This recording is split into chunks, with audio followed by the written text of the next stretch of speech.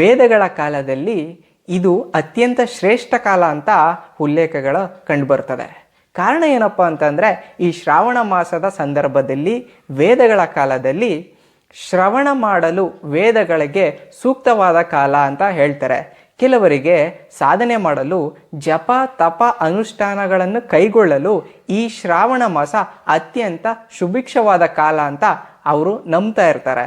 ಶೈವ ಪಂಥದವರ ಪ್ರಕಾರ ಇದೇ ಶ್ರಾವಣ ಮಾಸದಲ್ಲಿ ಸೋಮವಾರದಂದು ಶಿವನಿಗೆ ರುದ್ರಾಭಿಷೇಕ ಮಾಡಿಸಿ ಆ ದಿನದಂದು ಉಪವಾಸವಿದ್ದು ಶಿವನಿಗೆ ಹತ್ತಿರವಾಗುವ ಒಂದು ಪೂಜೆಗಳನ್ನು ಮಾಡಿಸಿ, ಹೋಮಗಳನ್ನು ಮಾಡಿಸಿ, ಅಭಿಷೇಕಗಳನ್ನು ಮಾಡಿಸಿದರೆ ನನಗೆ ಮೋಕ್ಷ ಸಿಗ್ತದೆ ಅಂತ ಶೈವ ಪಂಥದವರು ಶ್ರಾವಣ ಮಾಸಕ್ಕೆ ಅತ್ಯಂತ ಮಹತ್ವವನ್ನು ಕೊಡ್ತಾರೆ ಅಂತ ಹೇಳ್ಬೋದು.